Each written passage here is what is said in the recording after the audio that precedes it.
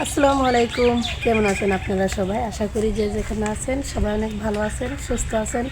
আল্লাহর অশেষ রহমতে আপনাদের দোয়ায় আমরা অনেক ভালো আছি। কি বলে? আসসালামু আলাইকুম। তো অবশ্যই আপনারা ভালো আছেন, তবে আমরা বেশি একটা ভালো নাই। কারণ আপনাদের কাছে যেই কথাটা শেয়ার করব খুব কষ্টের কথা, দুঃখের কথা। তো আপনারা ইতিপূর্বে জেনেছেন কিনা আমি জানি না, তবে আজ আমাদের রাতটা খুব কষ্টে কাটছে।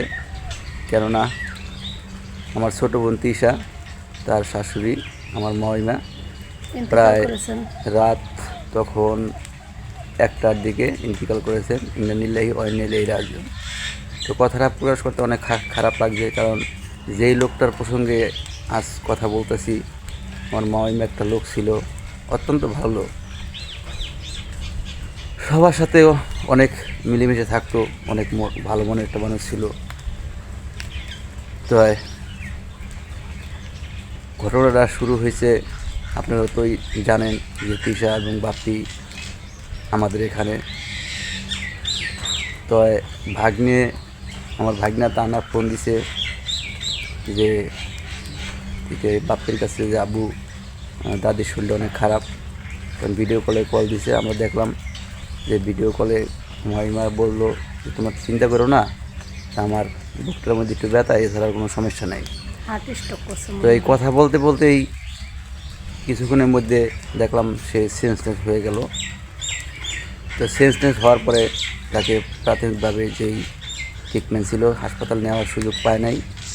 নেওয়ার অনেকটা প্রোগ্রাম ছিল যে হাসপাতালে পাঠাবে। ওখানে আমার এক ভাইকে ফোন দিয়েছে, বিআইকে ফোন দিয়েছে যে বাপ্পি, যে তুমি এখানে ডাক্তারের সাথে পরামর্শ করো, হাসপাতাল নিয়ে যাও।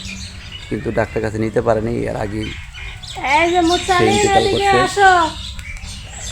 তো আপনারা জানেন আমাদের এখানে একটা অনুষ্ঠানের প্রোগ্রাম, আসলে অনুষ্ঠানটা কী করবে, মানুষ যদি বেঁচে না থাকে তাহলে অনুষ্ঠান কার জন্য, কিসের অনুষ্ঠান? তো তারপরে ঢাকা থেকে ফোন দিল গাড়ি নিয়ে, তাদেরকে বিদায় করলাম প্রায় তখন রাত 2টা বাজে বিদায় করে দিয়ে আসলাম। তবে এমন একটা ঘটনা যে ঘটে যাবে আমরা কখনো কল্পনা করতে পারি নাই। যে বাপ্পিকে বললাম যে বাপ্পিতে কী অবস্থা, তুমি কি অসুস্থ রেখে আসছো? কয় না ভাইয়া, সে অসুস্থ নয়, সে যদি মা যদি অসুস্থ থাকে তাহলে কি আমি এখানে আসিনি। আমার মার সাথে আমার প্রতিদিন কথা বলা হয়, সকালে বলি বিকেলে বলি। তো এত সুস্থ মানুষ এভাবে বেঁচে যাইব গা, এটা কল্পনার বাইরে। তো কথাটা শোনার পর বিশেষ করে আমারই অনেক খারাপ লাগে, কেননা আসলে আল্লাহ পাক ভালো মানুষকেই দুনিয়াতে বেশি দিন রাখে না। তা আপনারা আমার বয়সটা অবশ্য শুনতে পারতেছেন, বেশি একটা কথা বলতে পারতেছি না, ভিতর থেকে কথা বলার যে ফিলিংস ওইটা হারিয়ে ফেলছি। তারপর আপনাদের কাছে শেয়ার করতেছি কিছু কথা, যে ভালো মানুষ দুনিয়াতে বেশি দিন বাঁচে না, এটি বাস্তব কথা। আর যারা মানুষকে কষ্ট দেয়, মানুষের সাথে অনেক কী করে, এদেরই দেখি সামনে ঘোরাফেরা বেশি করে, বেশি সময় দীর্ঘ হায়াত পায়। তো জানি না, আল্লাহ পাকের মর্জি, আল্লাহ পাক যেটা ভালো মনে করছে সেটাই করছে। তা আপনারা সবাই আমার মার জন্য দোয়া করবেন, কেমন আছেন? যাতে সে সুস্থ, যাতে সে আল্লাহ তাকে ব্যস্ত নসিব করে, তার যেই অন্যায় ত্রুটি আছে তার জন্য ক্ষমা দৃষ্টিতে দেখে, আর তাকে বেস্তের উচ্চ সম্মান স্থান দান করে, এটাই কাম্য। তা আপনারা সবাই তার জন্য দোয়া করবেন। অনেক আসলে কথা বলার ছিল কিন্তু বলতে পারতেছি না, কিছু বলবা? আর আমি তাকে দেখি নাই কখনো, কিন্তু শুনছি যে লোকটা খুবই ভালো, তার সম্বন্ধে অনেক কিছু শুনছি। তো তার জন্য দোয়া রইল, আপনারাও সবাই দোয়া করবেন তাকে যেন আল্লাহ বেহেশতবাসী করে। আর রাত্রে 1:30 বাজে, রাত্রে 1:30 বাজে মনে হয় ফোন আসছে। তো কথা বলছে ইনি, আমিও পাশে শোয়া ছিলাম, শুনছি। তো শোনার পরে আসলে খুবই খারাপ লাগছে। রাতটা আসলে বেশি একটা ঘুম হয় নাই। আর সকালতে ভাবতেছি আসলে কাছে হইলে যাওয়া যাইতো, আসলে অনেক দূর যাওয়া সম্ভব হইল না। তো এই জন্য আপনাদের সকলের কাছে আমি তার জন্য দোয়া চাইতেছি যে আপনারা সবাই তাকে দোয়া করবেন, তাকে যেন আল্লাহ বেহেশত নসিব করে। তো সবাই ভালো থাকেন, সুস্থ থাকেন। খোদা হাফেজ। কী বলবো, বলার অনেক কিছু ছিল, বলতে পারতেছি না। তাই পরিশেষে এটাই বলবো, মাইমার জন্য আপনারা সবাই দোয়া করবে।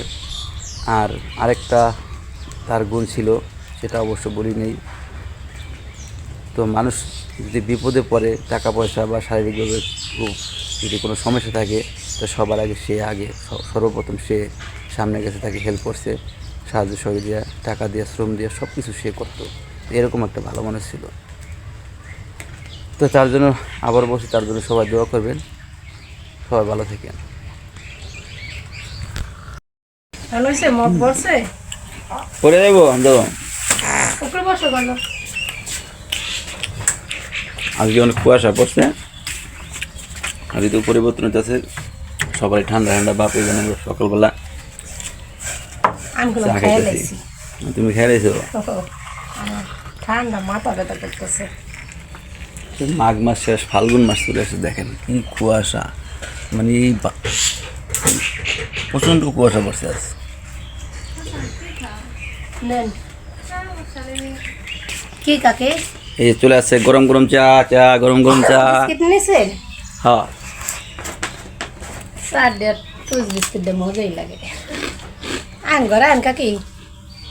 হ্যাঁ, এই দেখেন কি পরিমাণ কুয়া পড়ছে, ঘরের ভিতর থেকে বাইরে কিছু দেখা যায় না।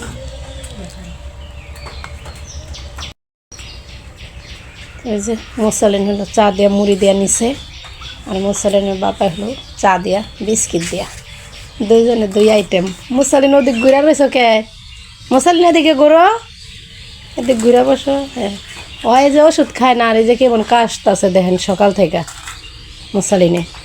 তোমার আমি ওষুধ এনে দিয়ে খাও না কা?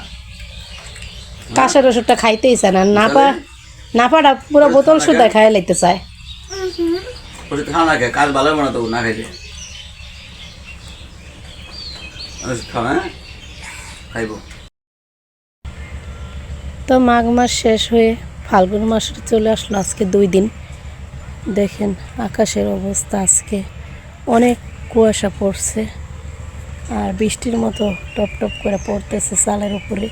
তো সকালে যখন ঘুমিয়েছিলাম তখন ভাবছিলাম আসলে মনে হয় বৃষ্টি হইতাছে, তারপর ওইটা দেখি না, আসলে বৃষ্টি না, কুয়াশা পড়তেছে। ফাল্গুন মাসে এরকম কুয়াশা পড়ে আমি প্রথম দেখলাম।